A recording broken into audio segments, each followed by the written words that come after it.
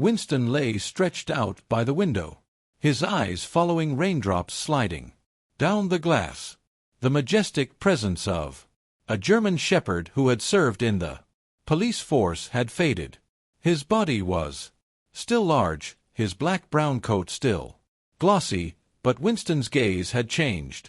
8 years of service, 4 medals of courage, and countless solved cases, all just distant memories since he came to live with Frank and his ex-wife. The small suburban house where Winston now lived was different. No more clear commands, no more daily missions. Instead, there was quiet, sometimes too quiet, and the dog bed placed in the corner of the living room. The bed, Winston's most precious possession, where he could curl up, feel safe, and still observe the entire house. Frank had just left for work. Winston enjoyed these quiet mornings. He moved from the window to his bed, turned 3 times, and lay down, head resting on the edge of the bed so he could see the door. His breathing slowed. Winston drifted into sleep, dreaming of his glorious days as a brave service dog. Strange sounds from the back door woke Winston. His ears stood straight, his body tensed. Had Frank returned early? No. These footsteps were different, lighter, and there was Frank's voice talking to someone. Winston cautiously approached the kitchen door. "Winston, come meet our new guest." Frank knelt, holding a cardboard box. From inside, Winston heard small movements and smelled a strange scent, a wild smell. Instinct told Winston to be cautious. Frank placed the box on the kitchen floor, found them in the backyard. "Their mother is gone, probably hunted." 3 small creatures stepped out of the box. Winston backed up a step. Bobcats, but not ordinary house cats. Bobcat kittens with their characteristic ears with black tufts at the tips, spotted fur, and short tails. Winston had once faced an adult bobcat during a mission tracking criminals into the forest. Not a pleasant memory. The 3 kittens looked around. The largest, with dark stripes on his back, went straight to Winston's water bowl and began drinking. The second, with lighter fur, sneaked along the wall, his eyes constantly scanning the surroundings. The smallest, with a rare white spot on her ear, stood in the middle of the room, looking directly at Winston with curiosity. Frank named them immediately. Bossy, Sneaky, and Tiny. He laughed, pointing to each one. "Just temporary, Winston, until we find a suitable place for them." Winston wasn't sure what temporary meant, but he knew his world had just changed. The first night he didn't dare sleep, his eyes wide open, watching the 3 intruders from the furthest corner of the living room. A week passed. Temporary seemed to last longer than Winston thought, and his territory was being invaded bit by bit. First was the kitchen. Bossy decided that the feeding area belonged to the cats. Winston found his food bowl pushed into the corner, and whenever he approached, Bossy would slightly hiss. Small sound, but enough to make Winston back away. He had gotten used to yielding after years of living with Frank's ex-wife, who never liked him. Next was the sofa. Sneaky started taking afternoon naps on the cushion where Winston usually lay. Whenever Winston approached, Sneaky would curl up, stare intently, and Winston felt uneasy. He told himself that the cushion wasn't that important. He could lie on the floor. But then one afternoon, Winston returned from a walk with Frank and discovered all 3 bobcat kittens curled up on his bed. His bed, the only possession, the only place in the house that truly belonged to him. Bossy lay in the center, looking defiant. sneaky, curled up in one corner, eyes half closed, but still watchful. Tiny, though, sleeping, still occupied a significant portion of the bed. Winston stood there, hesitating. Part of him, the part that had been a brave service dog, wanted to chase away the intruders, but another part, the part that had learned to bow his head and avoid conflict, won out. He sighed, turned away, and lay down on the cold wooden floor. Frank saw everything. That night, when the Bobcat Kittens finally left the bed to explore the backyard, Winston still didn't dare approach. He lay on the floor, head resting on his paws, sad eyes looking at his bed now saturated with the scent of cats. Frank sat down beside Winston, stroking his thick fur. "This isn't right, old friend," he whispered. "We need to help you find your voice again." The next day, Frank returned with a book. He placed it on the coffee table, low enough for Winston to see the title, How to Teach Dogs to Assert Themselves. Winston couldn't read, but he could sense the change in Frank. His voice was more determined, his gaze more resolute. And the next morning, something strange happened. Frank led Winston into the bathroom where there was a large mirror. They stood together, reflected in the mirror, a middle-aged man and a German shepherd looking back at themselves with confusion. "Winston, look in the mirror," Frank said, his voice so serious it was almost funny. "We deserve our space." Winston tilted his head. Frank repeated, "We deserve our space." This time, Winston perked up his ears. There was something in Frank's voice, a confidence he hadn't heard in a long time. "Repeat," Frank said, looking directly into Winston's eyes through the mirror. Winston, of course, couldn't repeat verbally, but he stood a little straighter. His tail, usually low, lifted slightly.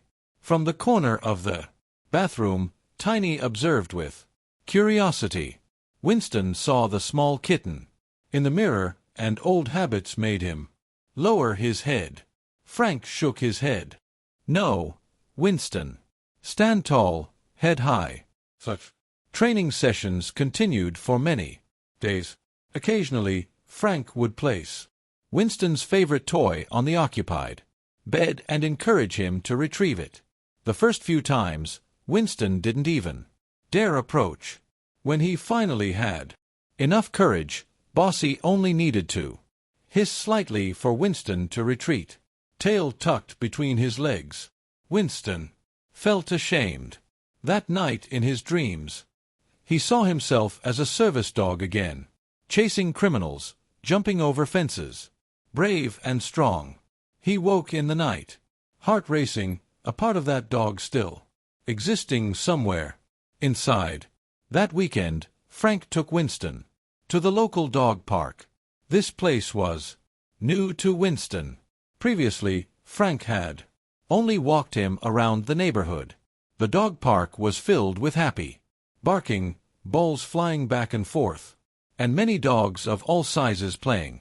Winston felt uncomfortable. He stood close to Frank, tail low, ears flat. "Winston." A deep voice sounded from the left. Winston turned and saw another German shepherd approaching, older, with more white fur around the muzzle, but still walking proudly. A veteran Winston could recognize immediately. "Rex," the old dog said in a way that only other dogs could understand. "You were once one of us, I can tell." Winston nodded slightly. Part of him wanted to stand taller in front of Rex. "But now you let yourself be bullied," Rex continued, not judging, just stating a fact. "By cats." Winston lowered his head, ashamed. "Look at me," Rex commanded. And Winston obeyed immediately, a reflex from his training days. "Do you see how I'm standing? Head high, ears straight." Tail up, eyes forward, not to threaten. To show that I know who I am. Winston observed carefully. Indeed, though old, Rex still stood with an admirable confidence. Stand like me, Rex requested. Winston tried to imitate. He raised his head, perked his ears, and lifted his tail a bit. It felt strange, like muscles long unused. Better. Rex nodded. Now, let's play. Tug-of-war. They played for the rest of the time at the park. Tug-of-war chase and simply running beside each other. Winston felt something awakening inside. Strength and agility he thought he'd lost. When they rested, Rex shared stories about his time serving in the military. Winston listened, sometimes adding his own stories, memories long unmentioned. When they returned home, Winston entered with a different gait. Not completely confident, but something had changed. When passing Sneaky, lying on the sofa, Winston no longer lowered his head. He looked straight into the Bobcat's eyes, and the miracle happened. Sneaky was the first to look away. Frank witnessed this small exchange and smiled. He continued reading the book, turning to the next chapter. The next day, Frank began rearranging furniture in the house. He placed Winston's bed in a corner with walls surrounding it on two sides, creating a clear territory. He also used tape to draw lines on the floor, creating separate areas for Winston and for the Bobcat Kittens. Bossy treated these tape lines as a game. He even scratched some sections as if deliberately challenging. Sneaky ignored them completely, continuing to sneak into any area he wanted.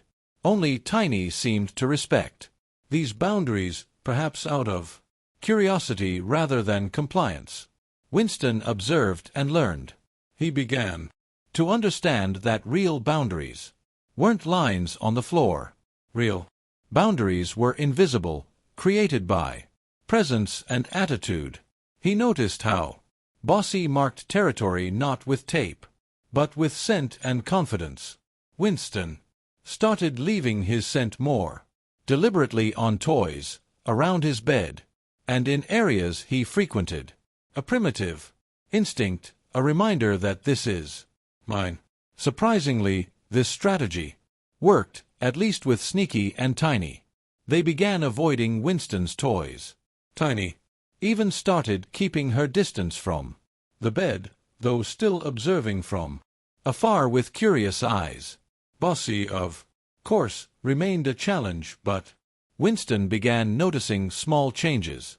When he approached the bed with more confident strides, head held high, as Rex had taught, Bossy would sit up and watch, reassessing the situation instead of immediately hissing. One afternoon, when Frank was out, Winston stood at the back door looking into the yard. He took a deep breath and barked. A loud, confident, majestic bark. The bark of a service dog. The bark that said, "This is my territory." From inside the house, the 3 Bobcat Kittens looked up, surprised, especially Tiny, her eyes wide with curiosity. Winston felt something change in the air. A balance of power was shifting. The Bobcat Kittens grew quickly. After a month, they were no longer small, cute creatures. Their wild instincts became increasingly apparent. Bossy became more aggressive, especially when protecting food. Sneaky developed a habit of bringing items to his den, including Frank's socks and Winston's toys. Tiny, though still the smallest, showed the strongest hunting instincts, frequently attacking toys with remarkable skill. Frank began to worry. He invited Veterinarian Grace to come for a consultation. Grace, a middle-aged woman with silver-gray hair and wise eyes, sat on the floor observing the dynamics between Winston and the Bobcat Kittens. "They're growing up," she told Frank. "Soon their instincts will be stronger than domestication, especially Bossy." "And Winston?" Frank asked. "He seems to have made progress, but still." "Winston is learning," Grace smiled. "Not about intimidation or aggression. About natural boundaries. In nature, animals don't always fight, but they always have clear boundaries." Winston listened, understanding more than humans thought. Natural boundaries. That was exactly what he was learning. The incident happened on a rainy evening, 2 months after the Bobcat Kittens arrived. Frank was trying to retrieve a bone that Sneaky had hidden under the sofa. Bossy, who always protected the group's treasures, approached. His eyes narrowed, ears flattened against his head. Frank, not noticing the danger, continued reaching under the chair. In a flash, Bossy lunged, sharp claws grazing Frank's arm. Frank pulled back, streak of blood appearing on his forearm. Winston was lying nearby. The sound of Frank's pain triggered something deep inside him. Not fear, not anger, but a protective instinct, an instinct he had been trained and perfected in for many years as a service dog. In an instant, Winston stood between Frank and Bossy, not growling, not baring teeth, simply present, head high, ears straight, tail stiff, but not curved upward, a posture not threatening, but confident. Bossy froze. For a moment that felt like eternity, the two animals looked at each other, eye to eye, neither yielding. Finally, the unthinkable happened. Bossy hissed slightly, but took a step back, then another step, and another, until he was in the corner of the room, still staring, but having retreated. Frank, hand covering the scratch, looked at Winston with amazement and pride. "You did it, old friend," he whispered. That night, when everyone went to bed, Winston stood in front of his bed, the bed he hadn't lain on in many weeks. Bossy was lying there as usual, eyes half closed, but still watchful. Winston approached his gait confident, but not threatening. He stood beside the bed, looking straight at Bossy, not growling, not baring teeth, simply present with his full self. A minute passed. Then, as if making an important decision, Bossy stood up, stretched, and walked away from the bed. He didn't hiss, didn't look back, simply moved to another corner of the room. Winston lay down on his bed for the first time in many weeks. The scent of Bobcat was still there, but now it mixed with Winston's own scent. He turned 3 times, an old habit, and lay down with a sigh of relief. A new order began to form in the house. Winston had reclaimed his bed and some personal space.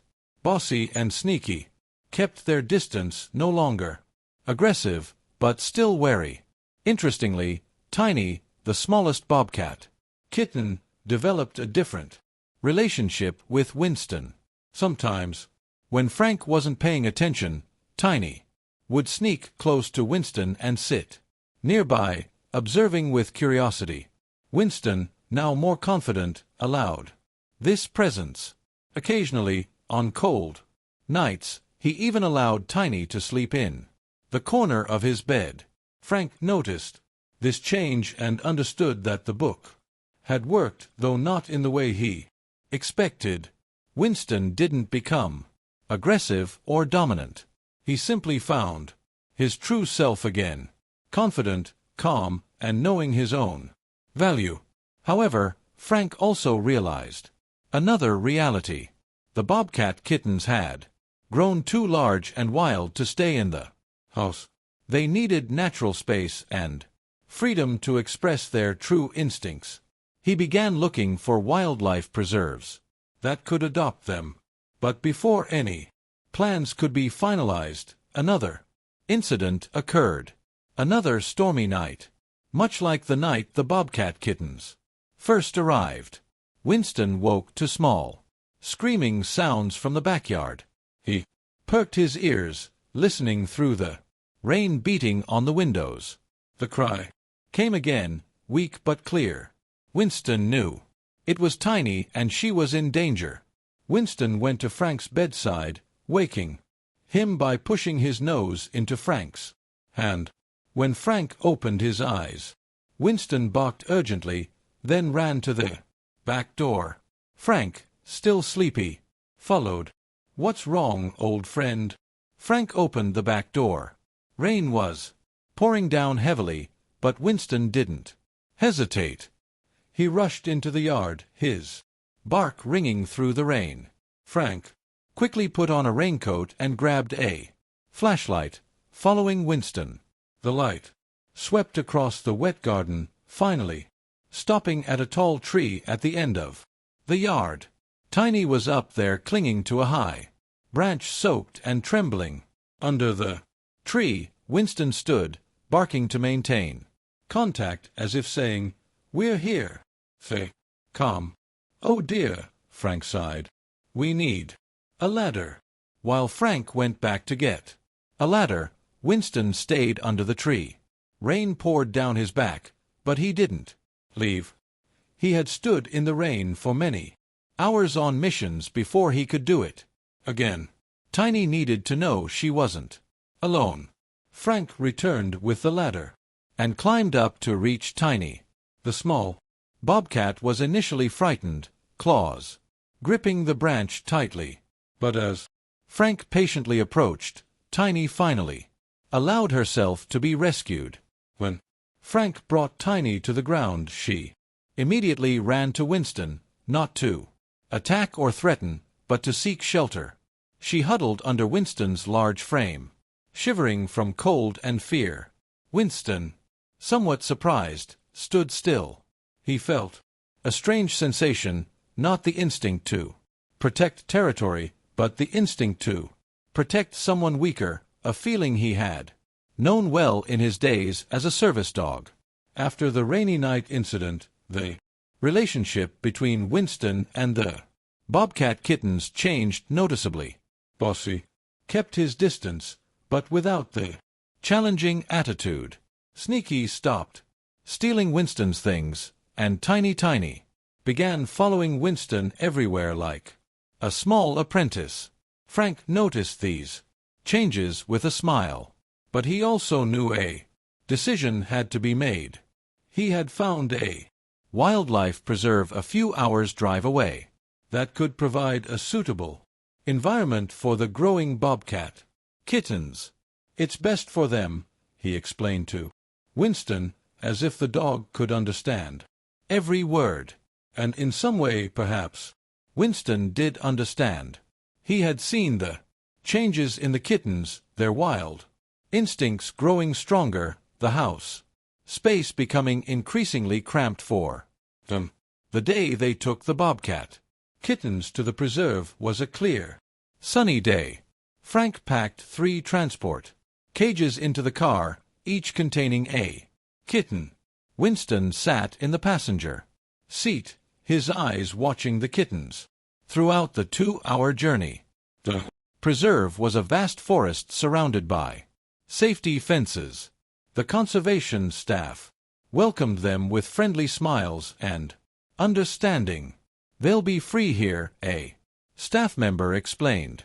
"Enough space to develop, but still protected from dangers." Frank nodded, a bit of sadness in his eyes. He had grown attached to the kittens, especially Tiny, but he knew this was right. When it came time to release the kittens into their new area, Frank allowed Winston to come along. They stood at the edge of a sparse forest. The 3 transport cages opened. Bossy was the first to dash out, without hesitation, disappearing into the bushes within seconds. Sneaky followed, moving quickly but more cautiously, stopping to look around. before continuing. Tiny was the last to leave the cage. She stepped out slowly, pausing to look up at Winston one last time. There was something in the small bobcat's gaze, an acknowledgement, perhaps gratitude. Then, with a light jump, she too disappeared into the forest. Winston stood there calm and confident, no longer fearful or anxious, just peaceful acceptance that every creature has its own place in this world. When Frank and Winston returned to the now empty house, a sense of peace prevailed. Winston went straight to his bed and lay down, head held high, tail relaxed. No more apprehension. Frank smiled, stroking Winston's thick fur. "You found yourself again, haven't you?" Winston looked up at his owner, his deep brown eyes containing new wisdom. He had learned something from his experience with the Bobcat Kittens. Not about dominance or aggression, but about standing firm in himself, about healthy boundaries, and about true confidence. 2 days later, Frank's phone rang. It was Grace, the veterinarian. "Frank, we have an emergency at the clinic. An abandoned puppy needs a foster home. I know this is sudden, but could you and Winston?" Frank looked at Winston, hesitant. A puppy, a new beginning. Winston looked back, head tilted to one side, ears perked with curiosity. "Well, come," Frank said.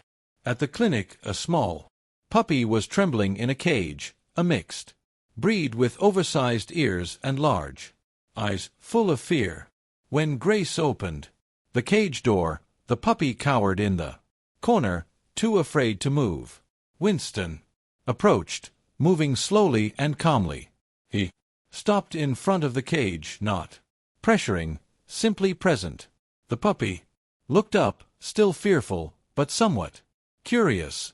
Slowly, Winston lowered his head, a non-threatening gesture, an invitation.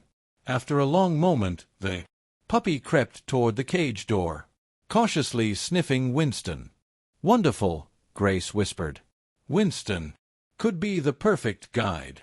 Frank nodded, surprised but pleased. Winston, once a shy dog in front of Bobcat Kittens, now stood there as a confident protector for a weaker creature. They brought the puppy home. Winston led him throughout the house, patient and calm. And when night fell, he did something surprising. He led the puppy to his bed, the bed he had fought to reclaim, and allowed the puppy to curl up in one corner. Frank watched from the doorway, smiling knowingly. Winston wasn't giving up his bed. He was sharing it from a position of strength and confidence, not from fear or submission. As Winston lay down, the puppy huddled beside him, seeking warmth and protection. Winston sighed contentedly. He had come a long way from his early days with the Bobcat Kittens. He had found his voice not to growl or threaten, but to confidently say, "This is me, and I deserve my place in this world." And perhaps, just perhaps, he would teach this puppy the same lesson.